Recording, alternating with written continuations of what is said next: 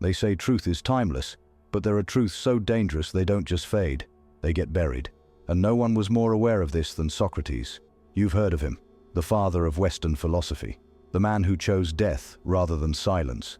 But what you probably haven't heard is what he really believed about women, because they've scrubbed it from the surface of history. Ask yourself this: why is Socrates painted as a harmless old thinker, calmly sipping poison? Why don't they tell you that he saw women as a force not just of beauty, but chaos? Why do the books mention his philosophy, but skip over his warnings? The truth is, Socrates wasn't some soft pacifist. He was ruthless in pursuit of wisdom, and that wisdom, it came with a cost. Socrates knew something about women that men today are starving to understand. But society has replaced truth with politeness, clarity with confusion, and men are suffering for it. This isn't about hatred, it's about clarity.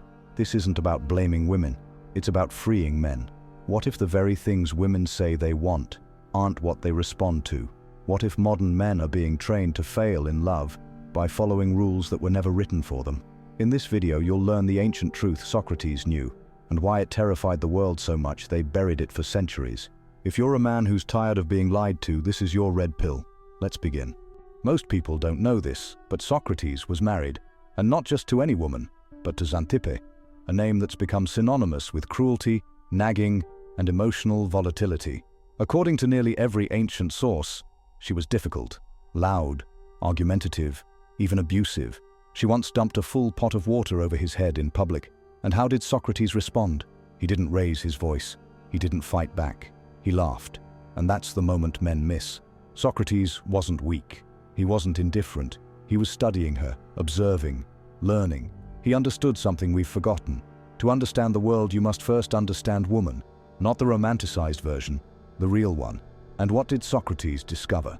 That a woman's words often betray her instincts, that her emotions can contradict her actions, that her desire for goodness doesn't always align with what she's drawn to. He lived this contradiction daily, and he never tried to control it, because Socrates knew trying to fix a woman is how you lose your soul. Instead, he watched, he detached, he grew stronger, and from that chaos he drew a single conclusion: by all means marry. If you get a good wife, you'll be happy. If you get a bad one, you'll become a philosopher. That wasn't a joke. That was a coded warning. He wasn't speaking about marriage. He was speaking about transformation. Because when a man suffers through the contradictions of a woman and doesn't break, he either becomes bitter or wise. This was Socrates' true lesson. Women will test you, tear you open, push your boundaries, and what remains after the storm is who you really are. He didn't complain. He didn't victimize himself. He used it all as fuel for his mind.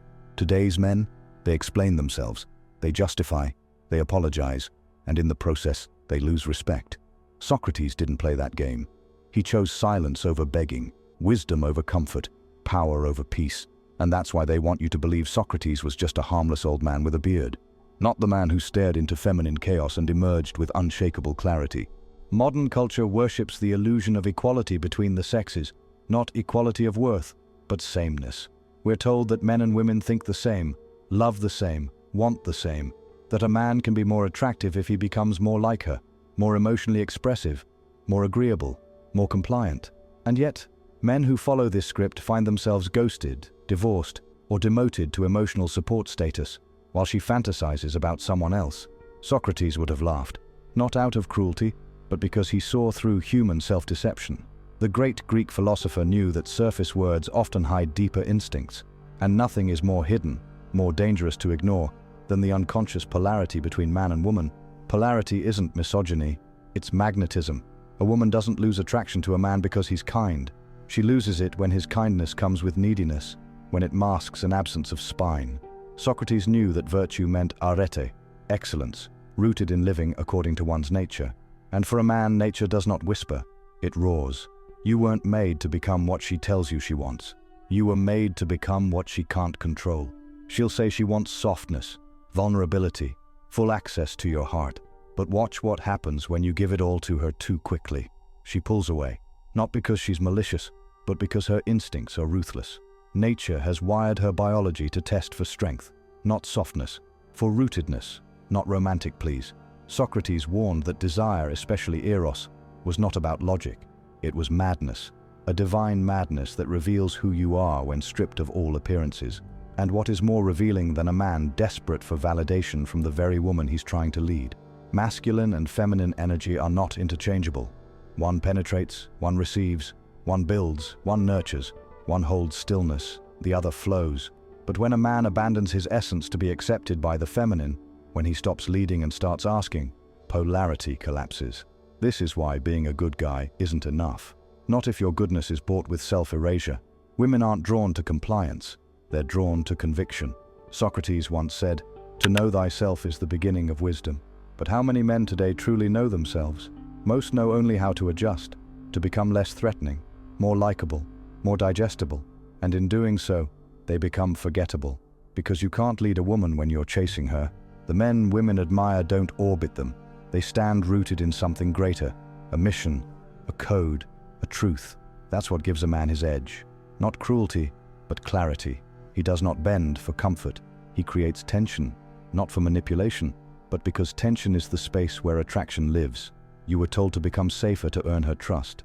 But paradoxically, safety without challenge creates boredom, and boredom is the death of desire. This is polarity, the uncomfortable, undeniable biological truth that our ancestors knew, and Socrates whispered through riddles. Not all men get it, but those who do, they stop chasing approval and start becoming the kind of man she wants to chase. Here's a brutal truth. Most men still take a woman's words at face value. She says she wants a nice guy, someone emotionally available, someone who communicates. So, the modern man does what he's told. He becomes sensitive, open, even self-sacrificing. He showers her with words, listens endlessly, makes her the center of his life. And what does he get in return? Silence, confusion, or worse, abandonment. You see, the modern man forgot what Socrates never did. Human beings lie to themselves first, then they lie to others. Not always with bad intent, but because we don't understand our own nature. A woman might believe she wants comfort, emotional safety, and full transparency. But on a deeper, subconscious level, what she truly craves is contrast, masculine tension, mystery, presence, a man she can't predict or fully grasp. Because once she can, the desire dies. Socrates believed that truth was not found in statements, but in contradictions. So, when a woman tells you one thing and responds to something entirely different, a wise man doesn't get angry. He doesn't spiral into self-pity. He steps back and observes. Ask yourself, who are the men she fantasizes about? The ones she cannot quite control. The ones who have a mission larger than her approval. The ones who, without being cruel, don't flinch when she tests them. Because make no mistake, she will test you. Not to destroy you, but to measure you. Every eye roll, every silent treatment, every "you've changed" is a question. Can you hold your ground, or will you collapse into me? Most men collapse. They argue, they explain, they apologize for things they didn't even do just to keep the peace. But what they don't realize is, every unnecessary apology chips away at her attraction. Not because she wants you to be a tyrant, but because she wants you to be whole. She wants to feel your core, and your core isn't found in words. It's revealed in presence. Socrates famously never wrote anything down. Why? Because truth isn't just said, it's embodied in how you walk, how you respond under pressure, how you react when she withholds affection or throws emotional chaos your way. The real test isn't in how much you love her, but in how little you abandon yourself. That's the paradox no one talks about. The more you try to prove your worth to her, the less she feels it. The more you speak to win her heart, the more noise you create. What really pierces the feminine psyche is stillness, not emptiness, but the calm force of a man who knows himself. Because here's the part that stings. Women are designed to filter out weak men, not with malice, with instinct. And when your every move revolves around pleasing her, you're not showing love, you're showing dependence. That's not devotion, that's emotional submission. And nature punishes it with disinterest.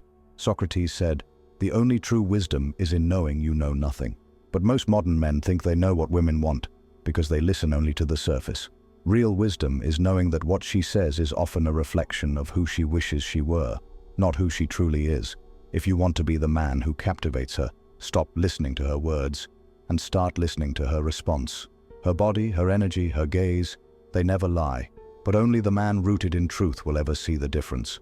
Let's ask the question every man secretly fears. Why did she forget you so fast? You poured your heart out. You were there at her worst. You shared dreams. She said things like, "You're the one. I've never felt this way. And I can't lose you." Then days or weeks later, it's like she never knew you. She's posting photos with a new man, laughing louder, glowing even. You feel discarded, like your love was invisible. But here's what Socrates would have told you.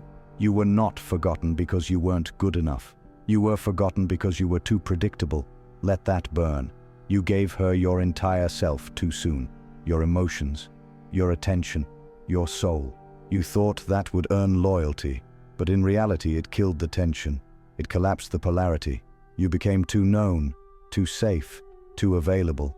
Women don't fall for men who collapse into them. They fall for men who challenge them to rise. The ones she remembers, the ones she obsesses over years later, are not always the most attractive, wealthy, or romantic. They're the ones who carried mystery, the ones who had a spine beneath the softness, the ones who could walk away and mean it. Because here's the paradox most men never grasp. The man who doesn't need her is the one she needs the most. Not because he's arrogant, but because he's sovereign. His validation comes from his mission, not her approval. She becomes a witness to his life, not the center of it. And in witnessing his depth, his discipline, his refusal to bend, she feels something ancient, something primal, respect. And if she doesn't respect you, love doesn't matter. Affection won't last. Sex won't save it. She will either walk away, or worse, stay while emotionally withdrawing. You'll become the man in her life, but not the man in her mind. Socrates taught that self-examination is the root of freedom. So if you've ever been ghosted, friend-zoned, or slowly faded out of a woman's life, don't waste time blaming her. Ask yourself, was I leading? Was I building something real or just orbiting her life? Did I express truth or just say what I thought she wanted to hear? Did I become softer, weaker, more agreeable just to avoid conflict? If yes, then her exit was not betrayal, it was feedback. The feminine tests because it must. The feminine forgets because it needs to feel more. And a man who gives too much too fast becomes a man with nothing left to reveal. But here's the twist. You can become the man she remembers, the man she dreams of even when she's in another's arms, the man who left such a mark on her psyche that no amount of noise, validation, or affection from others can drown it out. How? By detaching from outcome, by becoming someone who doesn't just get women, but someone who gets himself. When your life is built from truth, not fear, everything changes. You become the storm and the stillness. You no longer chase women, because now they chase the experience of being near you. The difference between the man she keeps and the man she forgets is not charm, it's centeredness. And the modern world? It's full of forgotten men trying to prove they matter. Be the one who doesn't need to. There's something terrifying that most men don't want to admit. She can smell it. Not your cologne, not your sweat. She can smell when you've lost yourself. You might smile. You might say the right things. You might even hit the gym, grow the beard, wear the jacket. But deep down, if your soul is hollowed out, if you've traded yourself for the dream of being chosen, she knows. Women are biologically and psychologically tuned to perceive incongruence. If what you say doesn't match what you believe, if your posture hides desperation, if your kindness is conditional, she won't argue. She'll just feel it, a repulsion she can't even explain, and she'll pull away. Because on some level, she knows. You're no longer a man. You're a mirror begging to be filled. And here's the problem. Modern men are told to perform, to do more, prove value, earn her attention. But Socrates would say, to find yourself, think for yourself. If you're performing for her, then you're not thinking for you. You've become her audience, not her counterpart. And she doesn't want a fan. She wants a man who stands, not waits, a man who moves, not molds, a man who can listen without bending, love without shrinking, lead without apologizing. Because here's what no one tells you. A woman doesn't want to complete you. She wants to meet you at your edge, meet you where you refuse to flinch, meet you where your purpose burns and your vision cuts through noise. If there's no core, there's no fire for her to warm herself by. But most men have been shamed out of that fire. They've been told their masculinity is toxic, their dominance dangerous, their leadership controlling. So they neutralize themselves, thinking it's virtue. But it's not virtue, it's self-betrayal. And women, at least the ones worth your soul, won't follow a man who betrays himself to keep them. They'll test you, they'll provoke you, they'll say you've changed or you're too much. Not because they want you to fold, but to see if you will. Because the moment you do, The moment you compromise who you are for who she wants, the attraction dies. Not because you weren't enough, but because you stopped being real. A man in his truth is dangerous, not because he harms, but because he's unmovable. He doesn't chase validation. He doesn't over-explain. He doesn't beg to be seen. He stands, in silence, if he must. And ironically, that silence speaks louder than every desperate man shouting his worth into a void. So, if you've ever wondered why she lost interest, ask yourself, where did I lose myself? Because until you reclaim that, your presence will feel like performance, your strength will feel like strategy, and your love will feel like leverage. But when you return to truth, unapologetically, she won't just notice. She'll feel it in her bones. And even if she doesn't stay, even if she walks, one thing will remain. You will never betray yourself again. You've heard a lot in this video. Maybe some of it stung. Maybe some of it confirmed a deep suspicion you've always felt but couldn't articulate. Maybe, just maybe, it lit a fire you've been afraid to touch. That fire is your truth. Socrates warned us long ago, the unexamined life is not worth living. But most men today are living someone else's script, trying to please, perform, and protect an illusion. They're exhausted, confused, and quietly wondering why nothing feels right, even when they've done everything right. But here's what you must understand. It is not your job to be what she wants. It is your job to become what you are, fully, dangerously, unapologetically. The world will call it arrogance. Some women will call it insensitivity. But the very few who recognize real masculinity, will feel it in their soul. And even if no one sees it, you will. You'll feel the return of your spine, the quiet dignity of not needing to be chosen. And from that place, you don't chase women. You don't chase approval. You become a force. You pull reality toward you. Because now, you know, what you tolerate becomes your prison. What you embody becomes your freedom. If this message hit you in the chest, if you felt it because you've lived it, then don't keep it to yourself. Like the video. Share it with a brother who needs to hear this.